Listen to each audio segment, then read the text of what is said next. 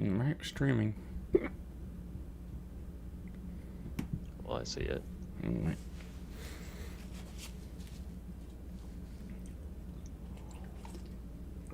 We need some intro music, just so everyone comes in and there's something playing right now. Yeah, I know. Eventually. We're working on that. Patty, you said you sing, right? Yes. I'm gonna have Patty singing just to begin the stream. Yeah. Welcome, everyone.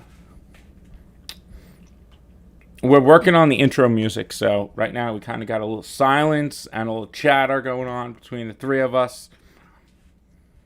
So just hang tight for a second or a minute. One thing I say is Dale's doing pretty nice with these thumbnails. Dale's done a great job, which is withcharity.org. So if you're interested in some of his work, you could check it out there. You've been pretty busy today too, Mickey, haven't you? Yes. Finding all kinds of stuff. Yeah, today's been a busy day between making that video earlier that took a while and personal life. It's definitely been a busy day and a rainy day here. Let's put it that way. A rainy, cold, dreary New York day. Good afternoon, good evening, everyone. We're going to always try to do one live stream a week at least for YouTube. That's one thing I'd like to keep. I mean, hopefully Thursday nights will be one of the nights that we'll be able to do that going forward in the future.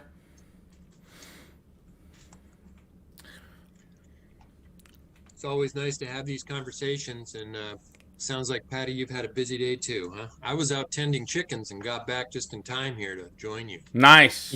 Back from the farm. Yeah, you know, just a normal day of work. We're in all different... Sitting inside, working from home. Yeah, that's been the story since this whole event has happened. You know, it's been about a year now at this time that this all began. And it's amazing what a difference a year makes, isn't it? Yeah, I mean, I kind of love working from home personally, so. Yeah, I don't mind. Hi, XRP Rose. How are you?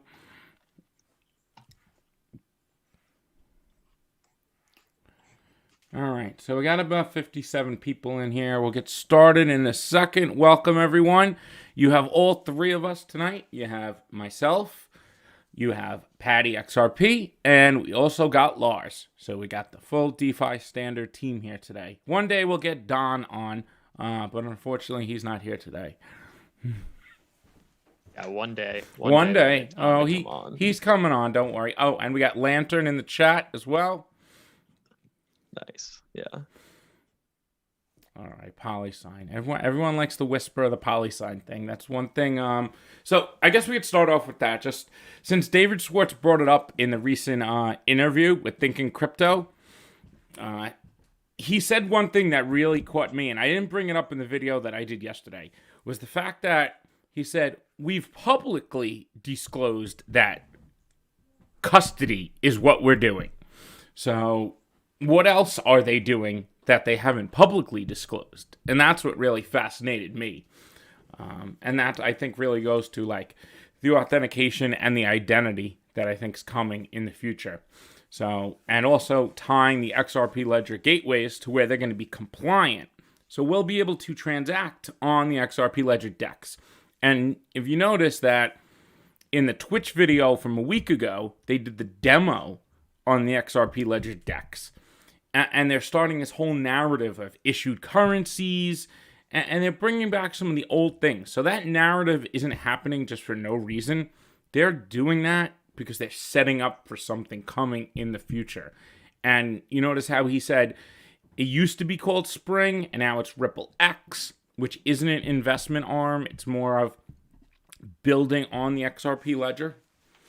So I thought that was some interesting little breadcrumbs that he dropped yesterday in Tony's video. And a shout out to Tony. He did a phenomenal job with the interview with David Schwartz. I thought that was excellent.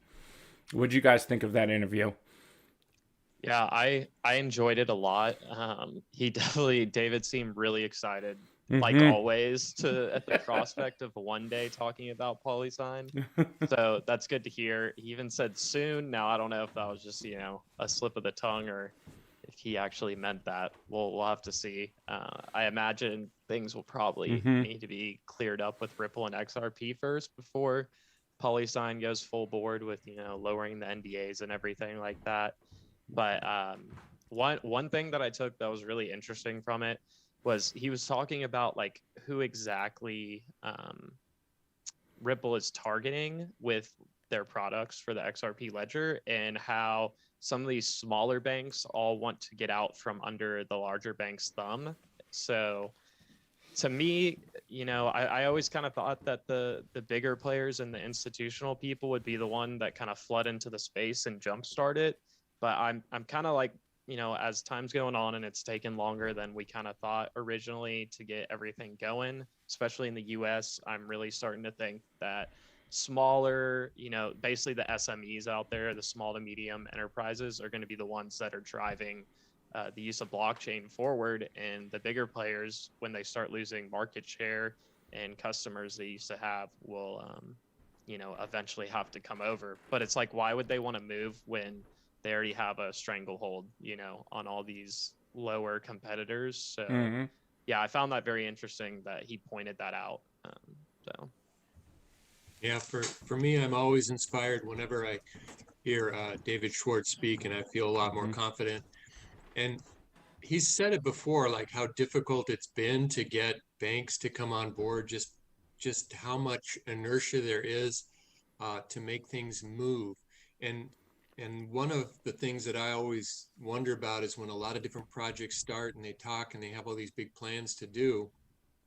And Ripple's been around for all of these years, just plugging away and doing this just the hard work of gaining all of these contacts and these relationships. How do we put that all together? It seems so solid what Ripple's doing, what the XRP ledger has become, and then you hear about these other things. It's like, oh, that's going to kill this or that project and stuff like that. So I'm always inspired when I hear David Schwartz talk about the long game and putting all this together. One thing I think is important about the long game, and we've heard a lot about the private ledger talk, but we have to keep in mind they spent the past 3 to 4 years building this global private payment network called RippleNet that sits atop the XRP ledger and is used by commercial banks all over the world and payment providers. So it's nothing new that there's another private network. Now, David Schwartz also said in that interview that central banks might not plug into the XRP ledger publicly, but he said that commercial banks more than willingly probably can and will in the future, just like Brian Brooks said that banks could plug into the ledger. Now, if a commercial bank has an account at, say, the Federal Reserve, and they have central bank money backing the stablecoin that's issued on the XRP ledger, doesn't that make it a CBDC as well? Yes, a synthetic CBDC. So we could see different types of CBDCs, retail being one that will probably have to be done on the private ledgers. But wholesale-wise, if Bank of America issues a stablecoin through their gateway on the XRP ledger, and they have an account at the Fed backing that stablecoin, that's a synthetic CBDC right there. So I think we really got to watch and observe how the future plays out with these CBDCs, because they're not just set in stone how they're going to work. We're going to see how it develops, and there might be different types of CBDCs. And whatever is pegged to really the unit of account being that fiat currency. We're going to see decentralized stablecoins. We're going to see synthetic CBDCs. And then also full-blown CBDCs possibly by the central banks. But it's not set in stone yet. I feel like they're doing a lot of that testing right now is going on.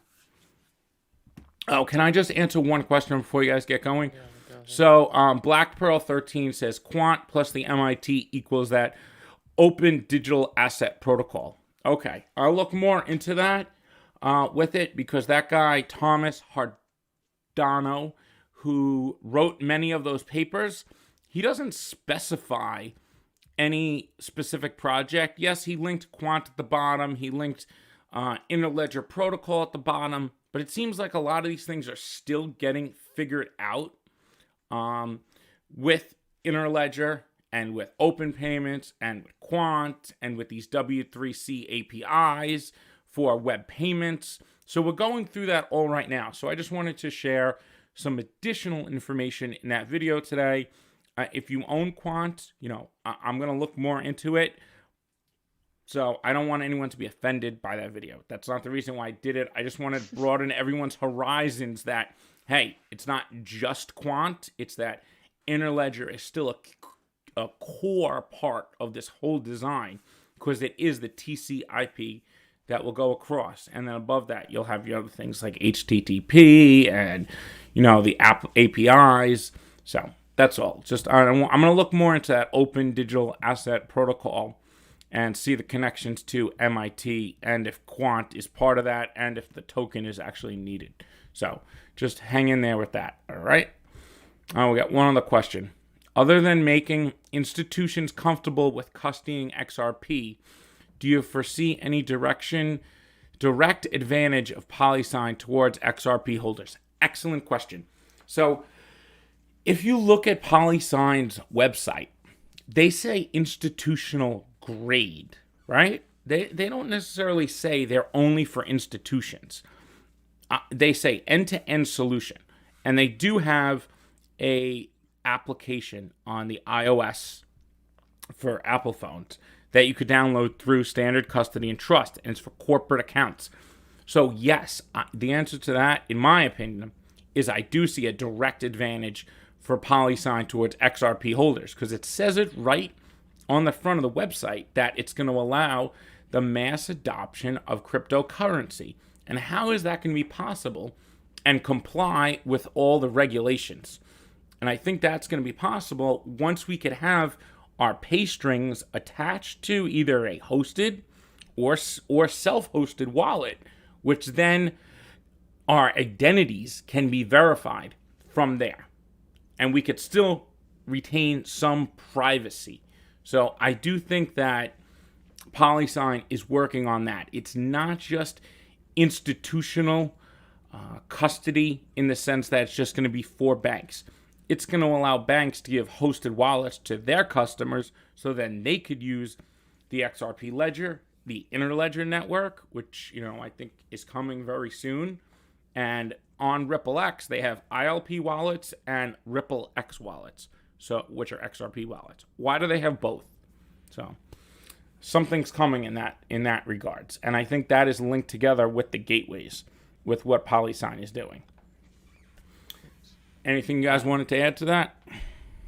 I mean, I just think, any kind of development around the XRP ledger, especially something with David Schwartz and Arthur Brito behind, it can't be anything but good to me, just knowing their track record at this point. So, I think they're white labeling a lot of their solutions. But my question is it going to be a protocol or a standard? Because in some of their job descriptions, they mention a open source community or an open source protocol. So I think there's different sides to Polysign, custody being one of them and storage. But I think there's more to it than just that. And I think that's what we're really waiting to find out and see. Yeah, well, I think we're all excited for yes, your video. We are. That will one day It's coming. It's coming. Well, I got a new computer, so I got to transfer a lot of the information that I had set up on that laptop to this one. Thank you, Johnny O. Much appreciated, my friend. Thank you. Oh, wow. Yeah. And Mickey, so I see a question that was right below that Polysign question that I like to touch on from BWS 205. And he asked, given the utility and participation design with the Flare network, do you see it being more resilient in a bear market? And I would say absolutely yes. And so if we want to compare this back to like traditional markets, right now you can see all the bond yields on the US government treasury notes are, really close to 0 or, 1%, which is very low. So you have all these like pension funds and retirement accounts that need to find yield, and that drives value into the stock market. And obviously we're on one of the most ridiculous bull runs the stock market's ever seen, especially after dropping 30% back in March 2020 at the start of the pandemic. So when things start going poorly, those bond yields start rising up, and money kind of leaves the higher risk assets to find like a safety and yield where you can protect yourself.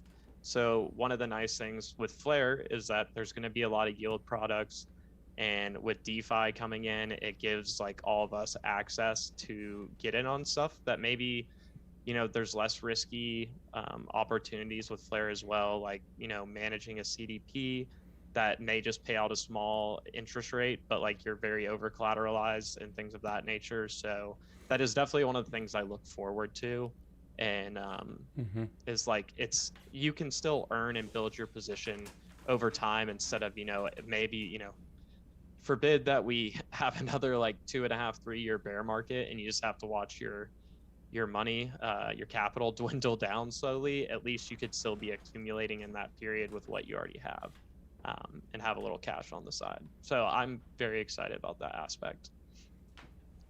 So one of the things that you've talked about, Mickey, is all the amazing technical advantages of Flare, the FTSO, the F-assets, the way they do consensus and stuff like that. And then recently you were talking about, it seems like the big winner is going to be whoever can deal with identity. And that surprised me actually, because I thought we were going to be dealing with these technical pieces like the FTSO and stuff. So do you want to share a little bit more about that and why that's such a game changer, or it makes the game, as you're saying? Yeah, so one thing I think about the identity that's going to be a game changer is the fact that that's going to allow institutional money to come in, and not even just institutional money. It'll allow enterprises to build their services and applications for their customers than to use the DeFi products. But they need to know who the counterparties are, who the other actors on the DeFi protocol are. So we're going to be able to do that with PayString. Ripple's been trying to design an identity solution since 2013. And I have the videos of David Schwartz talking about them building an identity solution. Now, this isn't a bad thing for us. It doesn't mean they're going to be able to track everything we do. They already could do that. So, I mean, if you think you're getting away anonymous with everything, nah. But what it's going to allow is that institution or enterprise to build an application that interacts with, say, the XRP ledger for trade. They'll be able to verify that that's, Mickey B. Fresh at ripplex.com. Now, maybe they don't need to know all the details of Mickey B. Fresh's social security number and address and all that type of stuff, but they could verify it because I already have an account, say, at Coinbase, and Coinbase could verify that that's me to that counterparty. And that's the kind of system I think they're creating with PayString and with Global ID. So everyone knows Global ID was just SOC 2 compliant. And I think they're going to be important in getting all self-hosted wallets, hosted wallets. So we'll have other options besides just using an cold wallet or an exchange. Like that's really what we've had lately is a cold hard wallet or an exchange. Why do we need to have 20 different exchange accounts? Why can't we just have one or two pay strings that link then to our identity? And I think that's really going to be the wave when we'll have all this money coming in, because they're not going to come into platforms like Ethereum and Binance Smart Chain where there's rug pulls and all this other stuff going on until the industry is matured. So I think we're going to see this Goldilocks zone in the next 1 to probably 3 years for DeFi. Just DeFi I'm talking here, where enterprises could build applications that use, say, the Probity Vault or use the Flare Finance Farm. But to do that, they have to have KYC, AML compliance with what they do. And right now, DeFi is the Wild West. you can't regulate the software of a DEX. Like, there's certain things that just can't be regulated. And the CFTC did say that they're not looking to bring enforcement actions against those who don't comply with the Commodities and Exchange Act, the old one. But what we do need is a new framework like Digital Commodities Act that was in Congress last year and the Token Taxonomy Act. And those will help, but I think we need some sort of identity that allows us to have privacy. So that's what PayString does. It's like a proxy for our identity. And then we could use that on different websites, dealing with sending payments to each other. And I think the Trustline app is going to be part of that. So two things that I've noticed Ripple's mentioned a lot. Two terms, digital identity and insurance. So I think insurance protocol is another one that's coming. Now, I haven't brought this up in the videos where I talked about the Trustline credit app and Probity, but the guy who created the Trustline credit app said there's an insurance protocol to also go along with that Probity decentralized bank and the Trustline credit app. So that's something. I don't know if that's involved with Ripple or not, but those are two things I've heard Ripple talk about a lot, insurance and identity. And that's really how you remove SWIFT from the equation, is if you could make compliance automated, reg tech, sub tech, and wealth tech. So Nice. hopefully that little rant there helped answer your question, That was a Lars. good one. Somebody else had a question. I just passed it. It was a good one too. I was gonna say, Michael asked. Yeah. He said, so he was asking if we could do a quick discussion to elaborate on the Trail of Bits security audit with Flare Network, and then what that represents in regards to like trusting Flare Network at launch, because obviously it's being run by smart contracts and everything. So you really want to trust the underlying protocol, because it's not like there's some central counterparty that you can go to if something happens. So yeah, I think that's an important part. Exactly. So that security audit, once we get the details of that, I think are going to be very important to look over. Hopefully we'll get like a full layout from Trail of Bits on what security is, but we don't have the open source code yet for Flare Network. If you go on to GitHub, all you see is Costin, Test Network 1, and now Test Network 2. So, yeah, that's something that's going to be very important.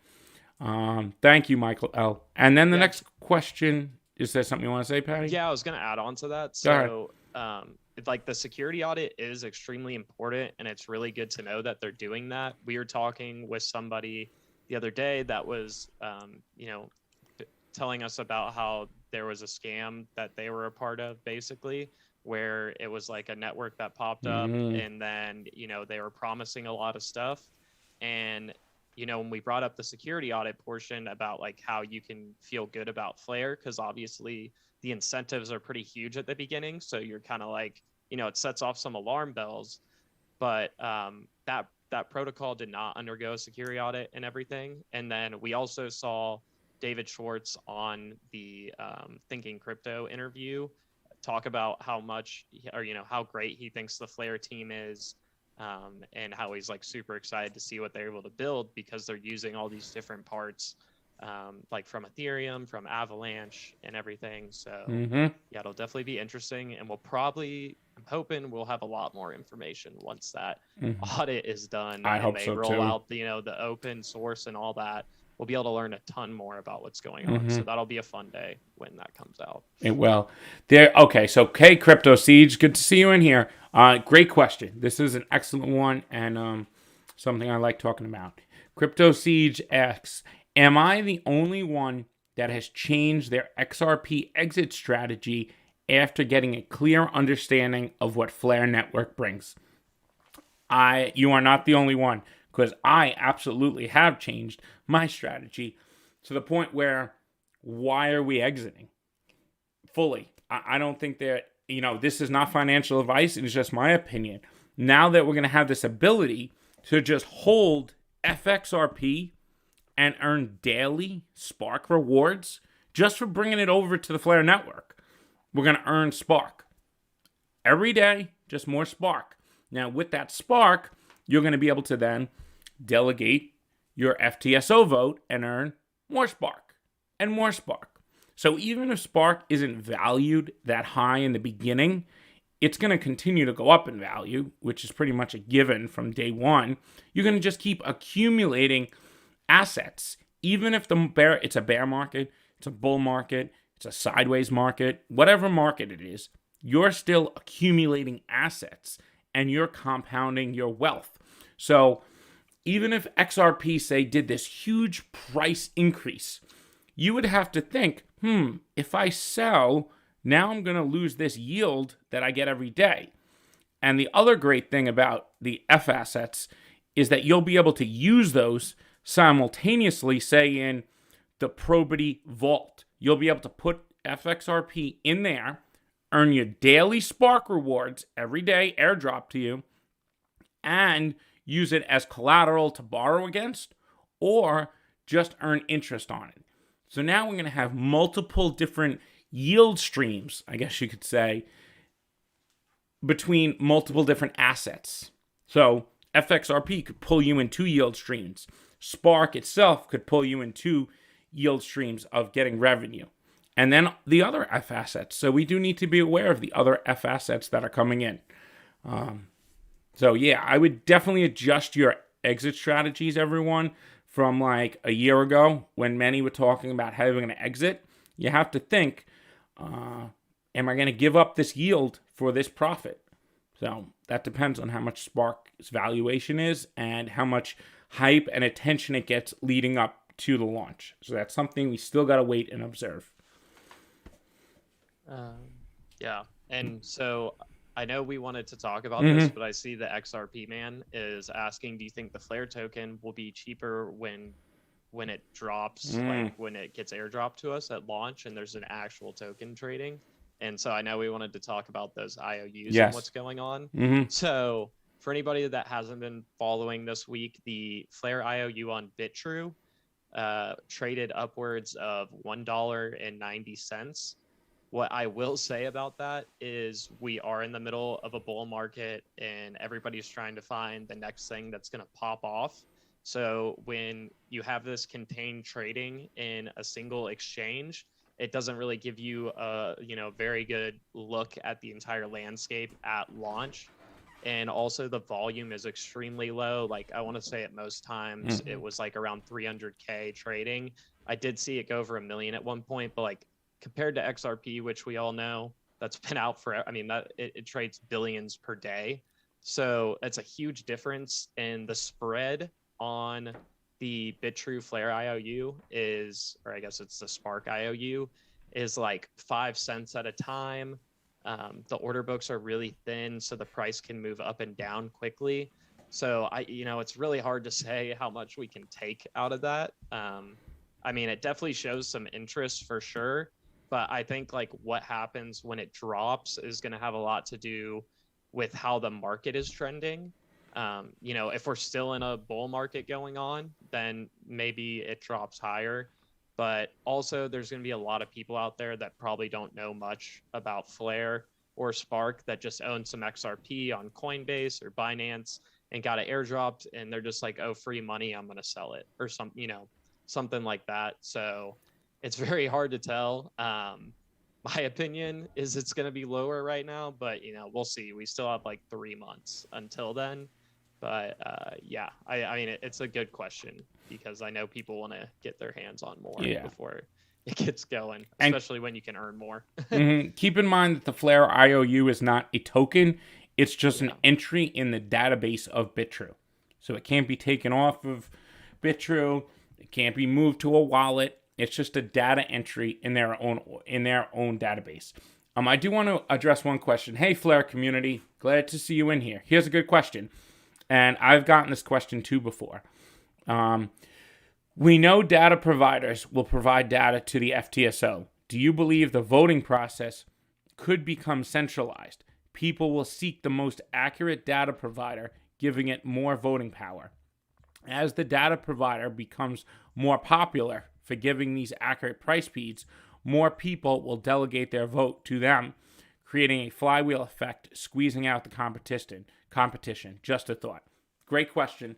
And this is something I brought up to Hugo.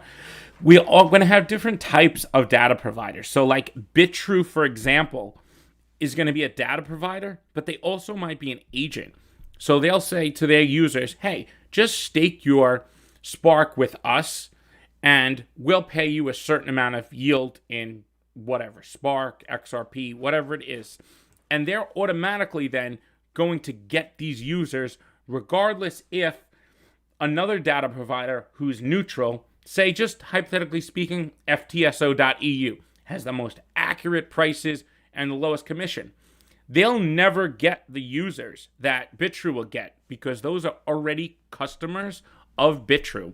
So what I think the key here is for Flare Limited to do is create a dynamic ecosystem of different types of businesses, from exchanges to independent signal providers to different market makers that offer different services and products along with their signal providing. Because otherwise, that is a possibility. But you also got to be able to cut the accurate price feeds for Doge, Litecoin, and all these other assets. And they're going to need proprietary algorithms. But I see your point in one signal provider being able to get always the most accurate price feeds. But they don't all have customers to begin with. Binance, BitTrue, Bitstamp, blockchain.com, whoever it is, they all have customers already that they could build services on top of to retain their customers. So I'm hoping that will diversify these signal providers so that we don't have that problem. I'm with you, Mickey. There's just going to be a lot of options, and the fees are going to be different with That's each the other one. thing, fees. As well as so it's like maybe their success rate's slightly lower, but their fees could be lower too, and so it's going to be like trade-offs in that regard. And then also it's like how much time do you want to spend if we don't have like auto compounding features on the FTSO rewards, or maybe like a signal provider could provide that to you, so that's like of extra value, so you can compound quicker without having to worry about it. So there's just definitely, like you're saying, a ton of different things that will come together to give you different options. So yeah, it definitely is really important to keep the decentralization there. Absolutely. Yeah. We got another question here from John. Where is the yield going to come from when we run out of YFin and YFlare? So those who have been in the Flare Finance Discord and have checked they explain the governance. So YFin is the main governance token. I think it's 10,000 votes of YFlare for every one of YFin. So they'll be added on products and protocols in the future when all the YFin is mined. But the best I could say with that. I don't think YFlare there needs to be any more, but YFin you would need something else to farm. So I think there'll be they call it second tier yield farming. So be a lookout for that. And it's also governance will manage these protocols even within the Flare Finance ecosystem. They have their own governance, which is going to manage that protocol and how it moves forward from then. So whoever accumulates more YFin will have more influence over the voting of where the direction of the protocol goes when the YFin runs out. And and I'll thank you, Bill. That. Thank you, Bill Pitts. Much appreciated. Number one fan. Go ahead. I was going to add on to that is the possibility of new projects coming out, and they decide to release their governance token in a similar way through Flare Finance's Flare Farm product, so that could fill that void. And then also, like, you're still going to be able to get yield from the liquidity pools, so that will always be there, and that's like one of the most important parts of what Flare Finance is doing. Plus, they're going to have other products that we haven't even seen in action yet in the beta because they're not released out there yet.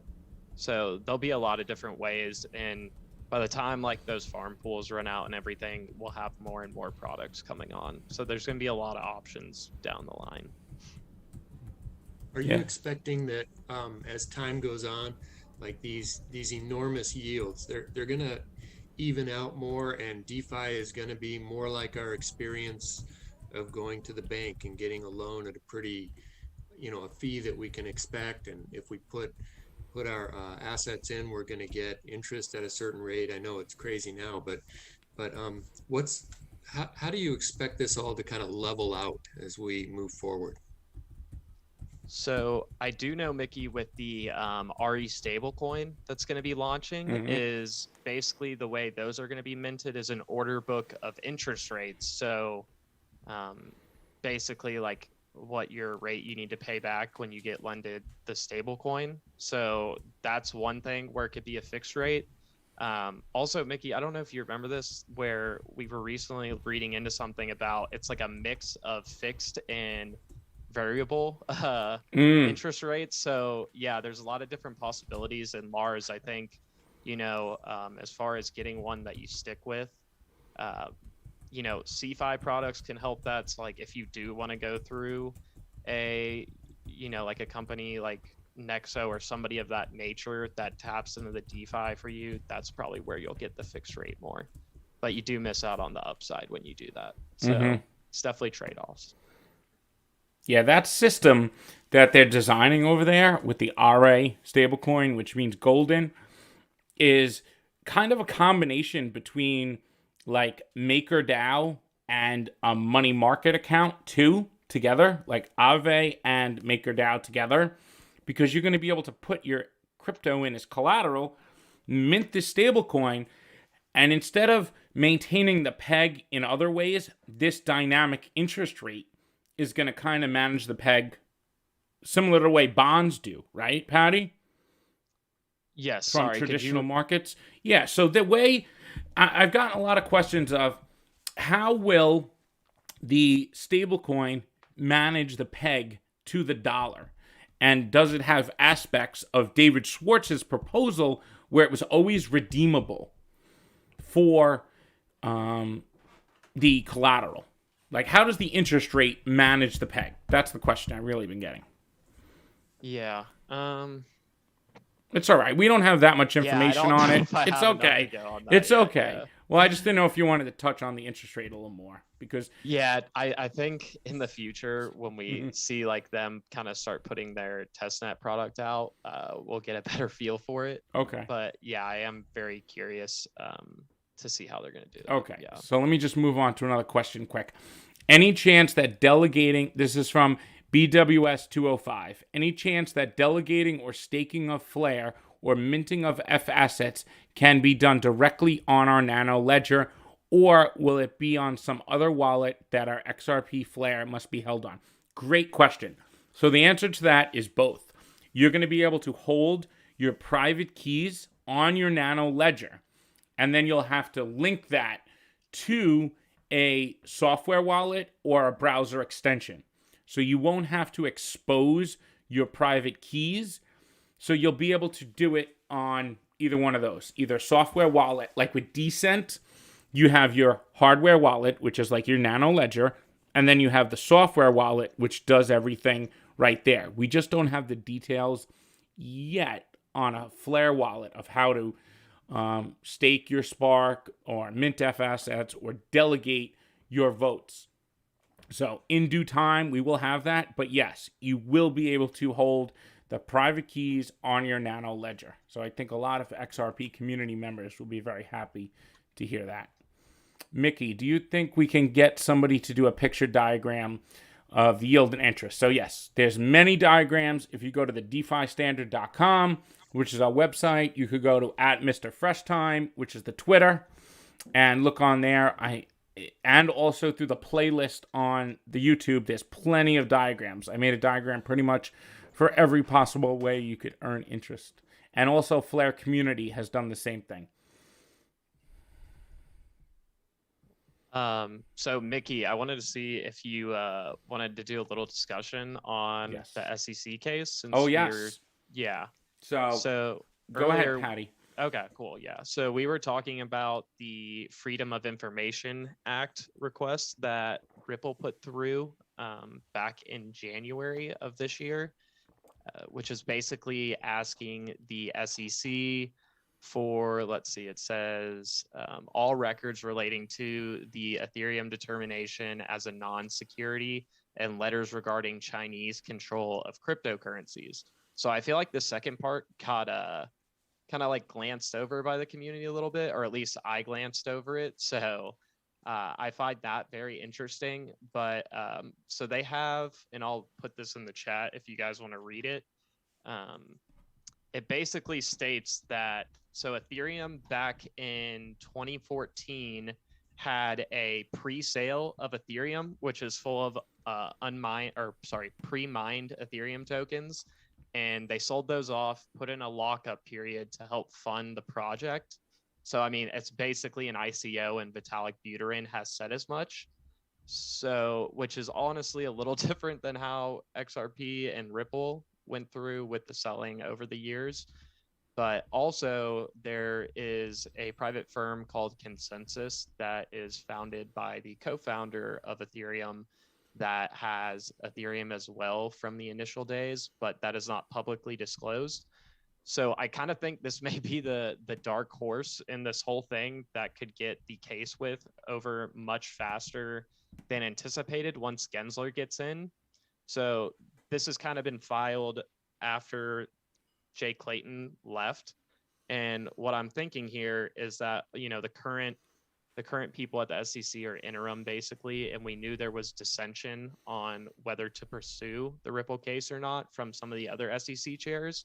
So nobody's necessarily going to drop the case at this point or look for an easy settlement. But if Gensler comes in and he's like, hey, what are all these documents we have on the Ethereum situation, especially in the way when it came out, you know, it was very under the radar. They didn't give a lot of information on why they said it was a non-security. So I'm curious what their documents and why they said Ethereum was a non-security as well as Bitcoin. Yeah, so maybe there's some like hidden gem in there for Ripple to get this over quickly and a much easier settlement. And Gensler may come in and want to like protect like, you know, the honorability of the SEC and everything. He seems like a person that cares about that, like public institutions from his talks. So, you know, if he comes in and he sees that like, oh, we didn't really have great, you know, great reasoning behind this, he may want to try and get the FOIA request dropped. So if the FOIA request ever gets dropped in the future, I think that could maybe be a sign that a settlement could be close, because I don't know why Ripple would drop it other than if they were going to get a favorable settlement. So I think that's really interesting.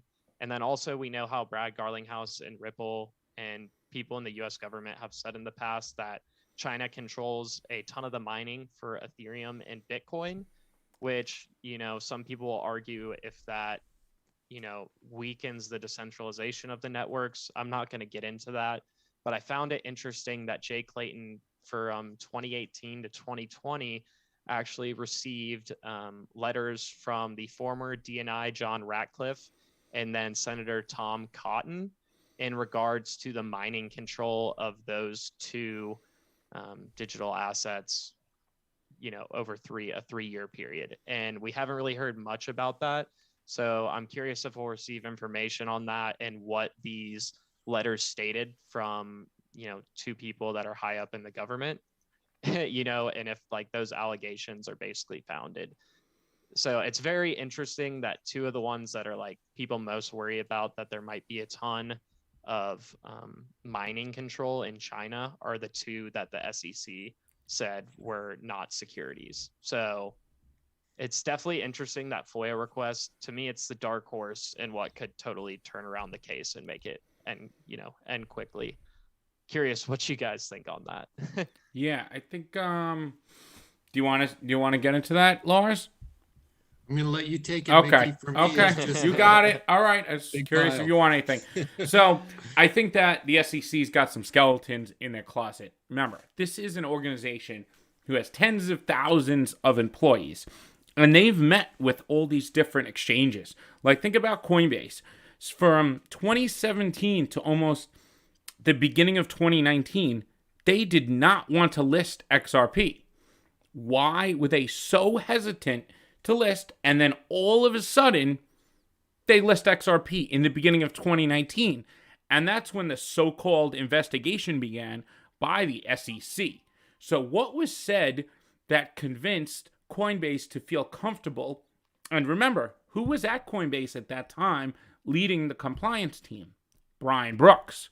So it makes you wonder what was said there, and can Ripple call to the stand or affidavits of those Coinbase employees, Bitstamp, Binance US, who listed XRP, all these exchanges in the US that decided then to list XRP, what skeletons are hidden and what was said to them actually that made them feel comfortable doing that? Because Coinbase knew they were going to go public in a year or two.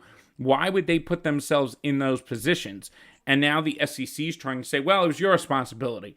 Well, Coinbase is like, well, you told us it was okay.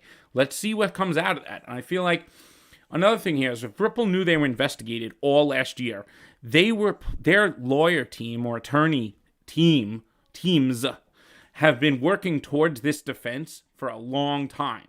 So they've built up all this evidence. And does Gensler really want to deal with that when he comes in? I don't think so. He could hurt the integrity of the SEC. And if they screw up really bad and take a loss here, Congress is just going to strip them of all power. Because right now you have the Token Taxonomy Act, which says that the SEC would lose their ability to really regulate any of digital assets. It amends the Securities and Exchange Act. So it takes away it strips them of their power to be able to do anything towards the cryptos and digital assets. And they're definitely, like Patty said, there's division within the SEC right now. So what comes out in these FOIA requests and why? What makes something decentralized? Like the XRP ledgers could operate right now if Ripple just disappeared. There's plenty of validators that Ripple doesn't control. There's plenty of nodes that could handle all the transactions coming in to the XRP ledger network. So I don't know what centralized entity are they talking about that can control it that's any different from Ethereum. With Ethereum, the miners dictate everything. So I think there's skeletons in the closet, and I think Gensler's going to come in, see those skeletons, and I think we're going to see a deal. That's just my opinion. I just want to thank Ben. Thank you. Appreciate the super chat. And Merry Christmas 2.0 here says, it's XRPL, a fork of XRP, and shouldn't we get it? Okay, so XRPL is just an acronym for XRP ledger. So XRP, the asset, runs on the XRP ledger protocol. So hopefully that clears it up. But no, it's not the token. That's the protocol. So Flare Network is a utility fork too, so I don't know if maybe that's what they wanted to get out eventually, but it's supposed to be complementary to the XRPL, which is nice, as opposed to other forks we've seen, normally cause a little division between the native chain, like with BSV leaving Bitcoin and then Bitcoin Cash as well. So these two networks should complement each other, and that's like a big part of Flare Network with XRPL. Okay, so Crypto Siege asks, what's the RE stablecoin? Well, it's RA, AUREI. It is a decentralized stablecoin that is backed by FXRP, and it's part of the Trustline Credit Network and the Probity decentralized bank being built on the Flare network. If you look, I did a video on it. It's called the Crypto Bank on the Flare network. It goes into the RA stablecoin, and I also put the documentation below it. So if you want more information on that, and that's being built by a former Ripple engineer who just left Ripple to do that. I have a good one for you, Lars. Channing Smithson asks, could you explain impermanent loss? During the beta, we experienced it several times, and it was positive with giving me higher YFIN earning. So, impermanent loss. Lars, you are the expert on this. So you were a lucky guy. Yes. And it's interesting, when we first started hearing about impermanent loss, I was looking it up, and one of the articles called it the dirty little secret of DeFi. And so I think a lot of people have gotten into DeFi and not understood impermanent loss. So it's really good we get to play in the beta and get a feel for it. But essentially, impermanent loss happens when you have a two-sided pool where you're putting in two different values. So let's say it's FXRP on one side and Doge on the other. So you put in $50 worth of each one. Now, while they're in that liquidity pool, the value of Doge and FXRP will be going up and down. And the reason you got more, if you got more FXRP out of it, it's because the value of FXRP went down while you had your two assets in this liquidity pool. So when the value went down, when it came time to pull it out, you got more of those FXRP. It took more of them to make that half of the value, because you always get half of the value out on each side, just like you put half of the value in. So if you're not, so you're going to get the same amount of value out total, but your coin, the number of coins that you have on each side or tokens, that can change a lot. And so it's really, really good to see that happen in beta, and then to take account of that if you want to use your real assets when that time comes. Okay. Well said. Just a quick question here from Brian Cho. Can we delegate an FTSO vote with our F asset and earn XRP? So your F asset, you could delegate an FTSO vote, but you do not earn anything. You could delegate with your Spark an FTSO vote to earn Spark. With your F asset, the signal provider could compensate you with something small like an NFT, a t-shirt, a mug. I don't know. They don't have to pay you anything. It's not part of the protocol, but they could get more voting power. So you do get an FTSO vote with your F asset and your Spark, but only your Spark earns you rewards. All right, so hopefully that clears that up. There's one more question. And yes, impermanent loss is a new term to many of us. So if you haven't heard that before, don't feel like you're left out. It's something new to DeFi and liquidity pools, and we'll be talking about it more and more and more in the future. Okay, here's a question from Aaron McCall. Hey, Mickey, at one point you mentioned some sort of opportunity cost, so to speak, if XRP price went up and you were using it as collateral or something. Is that right? Well, I think that's what you're talking. That's referring to the impermanent loss in a liquidity pool. But if you're using FXRP, which is XRP on Flare, as collateral in, say, the Probity Vault to mint a stablecoin, you still gain all the capital appreciation of XRP.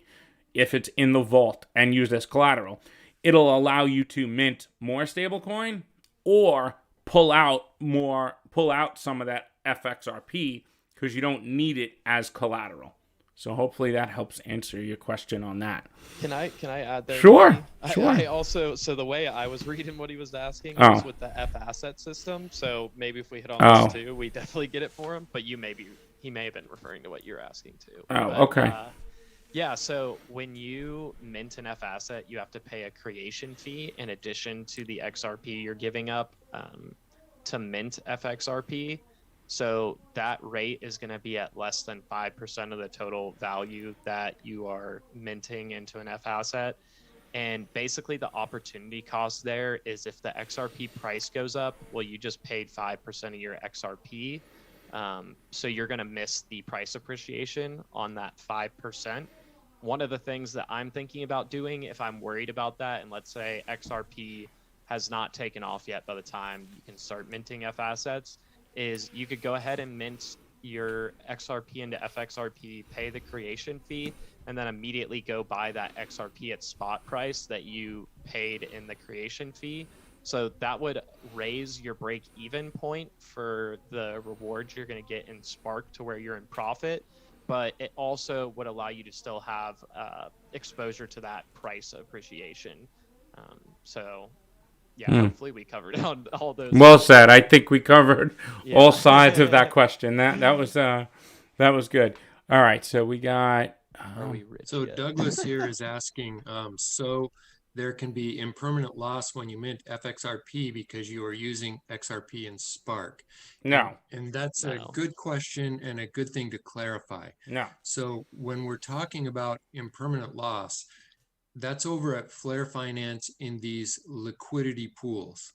So that's over at Flare Finance. And what you're asking there is something that's confused so often about the Flare network. So thanks for asking it. When you want, like Patty was just saying, when you want to mint your XRP and create FXRP, you're correct that it's collateralized by the Spark, by Flare. But the people who are doing that, the agents, are completely different than you, the person who's minting FXRP. You mint FXRP and agents step in to collateralize by 2.5 times or whatever it's going to be your F asset. So it's two different operations happening. So a lot of us are thinking, oh, I have to have both my Spark token and my XRP token to do this. No, you're either going to be on the side of minting FXRP from your XRP, or you're going to be over on the other side staking your Flare to agents who are doing that side of the process. So there's no impermanent loss about what I was just explaining there. And it's very valuable to see these two separate functions going on.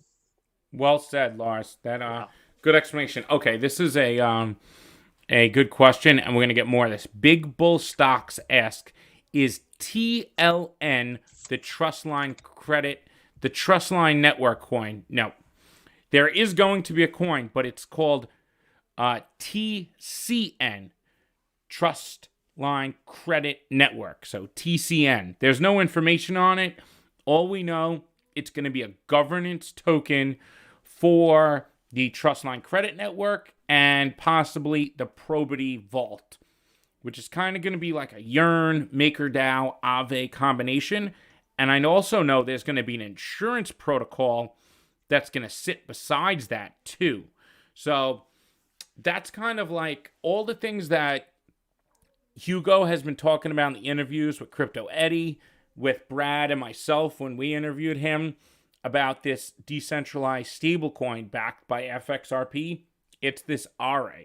So they're working on it, but we don't know details yet. And there's going to be another token, this TCN, but I don't know how we're going to receive it. I don't know if it's going to be airdropped.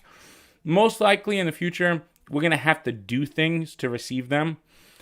Just like with DFlare, you're going to have Spark receive it. Then you're going to have to swap it to YFlare, watch a few educational videos, and then you receive it. So keep an eye out for TCN, not TLN, because there's a Trust Lines network, which is on Ethereum, and that's something different. This is Trust Line Credit Network.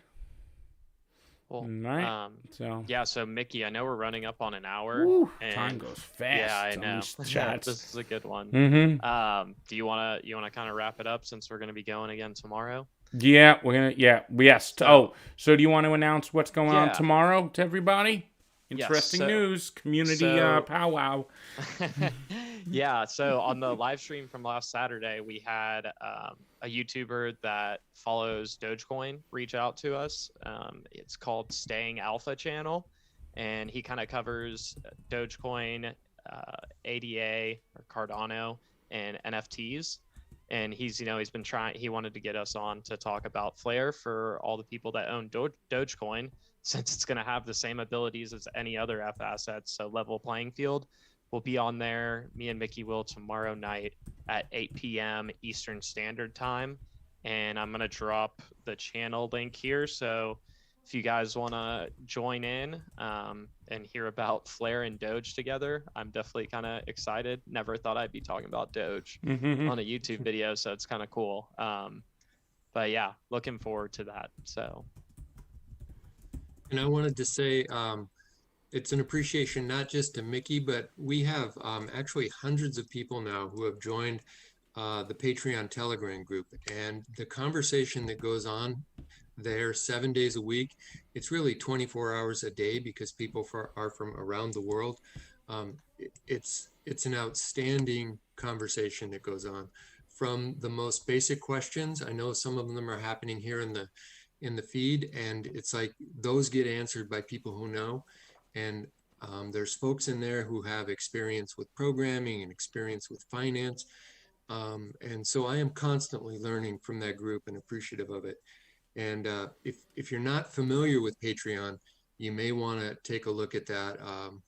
For me, this is such an important time with my XRP and figuring out what personally to do with my XRP as Flare comes into being. It was an unexpected surprise when they made this announcement last year, and this is by far the best resource that I've found, and I'm really happy to be a part of making sure that we all get as educated as possible. Okay. Absolutely. Well said. Thank you, Lars. Last question. What value does NFTs bring to Flare Network? The low gas fees and the ability to use other assets like Litecoin, Stellar, XRP, Bitcoin soon to pay for these NFTs right on the Flare network. That's what Flare is going to offer that's not going to be able to be done on these other networks. Also, any of these NFTs that are issued on the Flare network can also come over to the XRP ledger. So just wanted to add that in. Yeah, I think, wow, time flies with these live streams. We're going to try to do these at least once or twice a week, every week if we can. There's a lot going on with the Patreon, so we'll try to mix in as many as we can. And thank you, everyone, for the support. It's really appreciated. And maybe we'll try and do this a regular thing every Thursday night, guys. What do you think, Patty and Lars? I do like that time. You guys like that? Does this work for everyone? Yeah. So we'll see you next Thursday on a live stream. But hey, we might pop up in a surprise live stream at any time. You never know. Yeah, maybe if the SEC case gets dropped. Yes, and we won't leave the live streams on anymore. Yeah. I know somebody saw that last time. Post show. All right. Thank you, everyone. Have a great night, and we'll see you next time. Good night, all. Bye. Good night.